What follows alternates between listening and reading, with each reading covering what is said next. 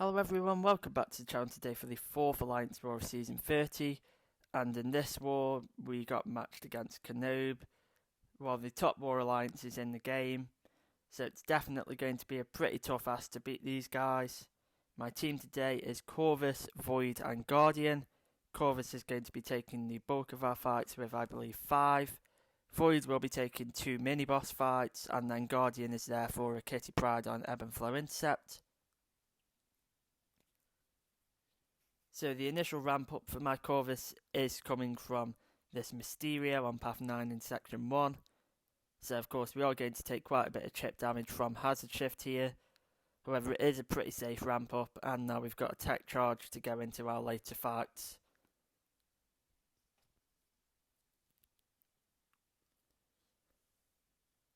So the second fight up is a pretty interesting one. It is a Professor X on Power Snack, and we are going to be using Void for this matchup. So in the past I've done this fight quite a few times with Dr. Doom. However, I do actually prefer Void for this fight, especially with high ground active. Feel he just has quite a lot more control over it, with his Petrifies actually sort of mitigating, eventually reversing Power Snack, rather than Doom, who mainly just relies on being tanky and also sort of being able to save the power in more of an emergency situation. So I knew going into this fight that managing high ground would be a bit of a pain, but pretty much right out of the gate I mess up.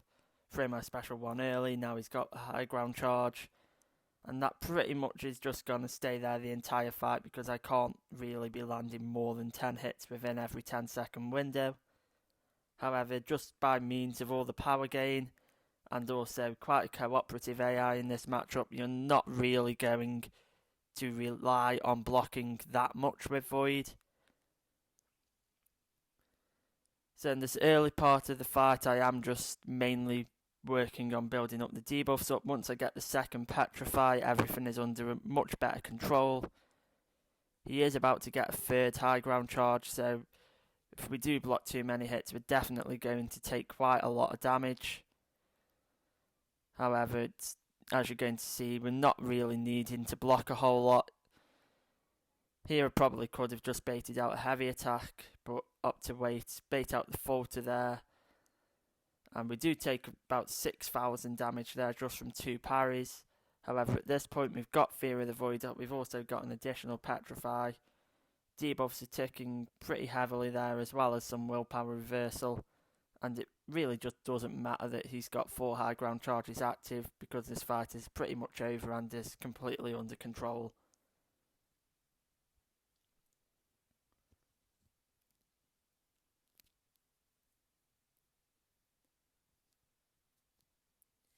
So the third fight of this war is going to be against a Silver Surfer on the Mixmaster node.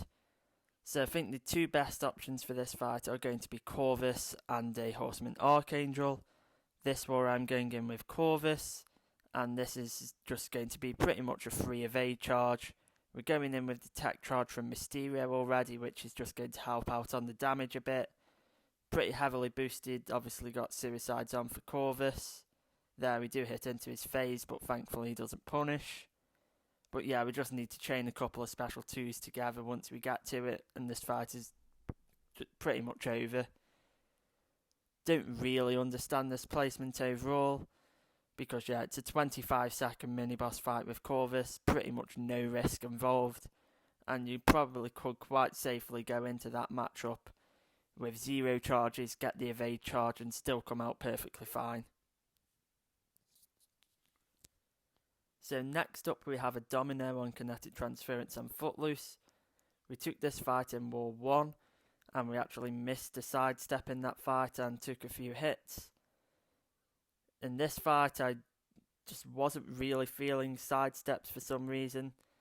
So there I basically just force bait a heavy attack, go for a backdraft there which he doesn't play into. Now we're in a little bit of an awkward spot, we're getting backed up a bit. We've also got Unlucky active. Thankfully she doesn't trigger Lucky there, because I don't have Proxima on the team, so I won't be able to deal with any evasion. Now we're in the corner, she's got Footloose active, also got Lucky active. And at this point, pretty much what I need to do is throw a special 2 while Lucky isn't active. And yeah, we managed to get that in and finish her off. So definitely could have been a bit cleaner, but didn't take a hit and didn't really have any issues either.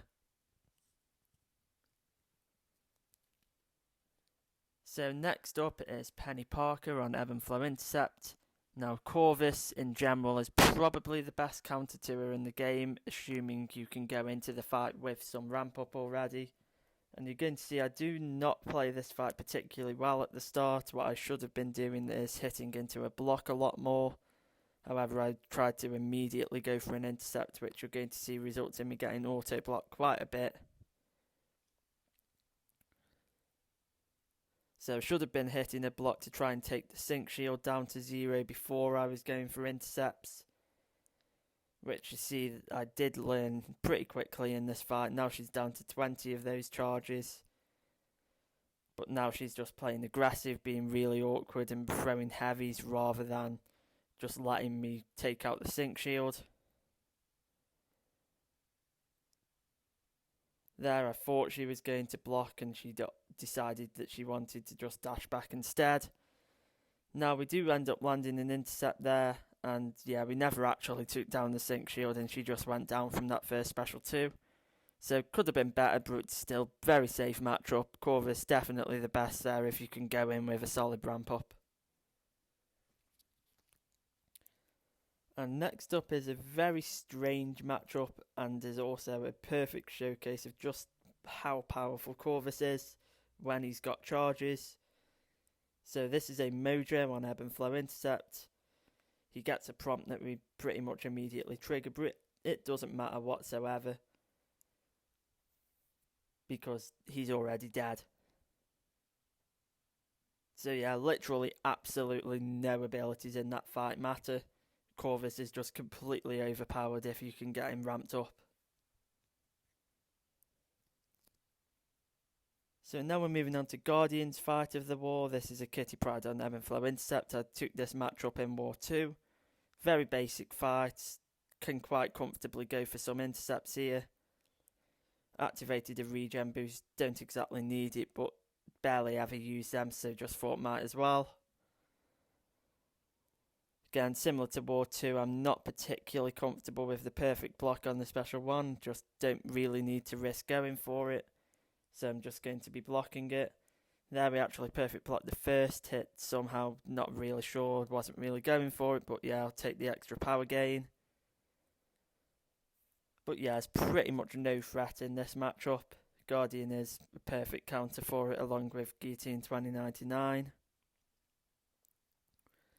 She is being a bit more passive with her specials. But here instead of going for another special 1 like I did in the other war, I opted to go for a special 2 and that just completely finishes her. So just under a minute, very basic matchup. And now we're moving on to the final fight of the war, and this one is definitely pretty interesting. So this is Void against an Iron Man Infinity War on the Safeguard mini-boss. Now usually Void against Iron Man Infinity War is pretty much a perfect matchup.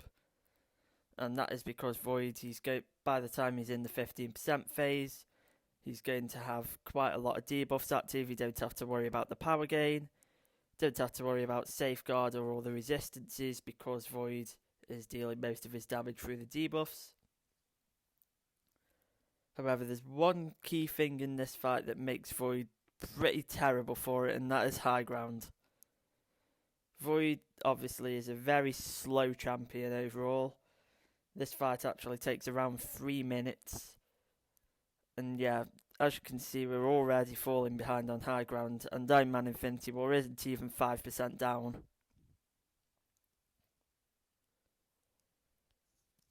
Another part of this node, which is a bit more minor but is still a bit annoying, is that there is Indomitable on it, and that means that we are not going to get any extra damage from reversing his willpower healing. So you can see already he's going to get his second high ground charge stacked up, and he's not even 20% of the way down. So yeah, it's pretty easy to tell that high ground is going to be a major issue in this fight.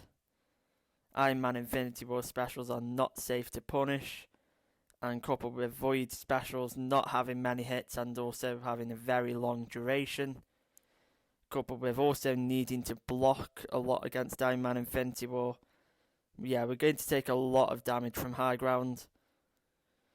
So we've lost 20%, but so far it's not too bad. He's only stacked up to 2 high ground charges at once. But yeah, we're starting to lose track of it, trying to keep him down to 1, but he's getting 2 as soon as we hit the combo of 10 again. Pretty much I'd say we're maybe landing 10 hits every 12 or 13 seconds on average. So they are slowly building up over time. Now he's up to 3. And you'll see we're just losing huge chunks of health every time we block a hit. And then once he gets down to 15%, it's going to be even worse because we're going to have to be heavy baiting rather than being able to go for any intercepts. Don't really want to be risking hitting his block in that phase either. He's got 3 high ground charges active now. We've still got half of our health left, so at this point, not particularly worried. However, he's just gained a 4th high ground charge. There we lose pretty much 10% of our health just from a simple reparry. And also the fear of the void activation timing was absolutely terrible here.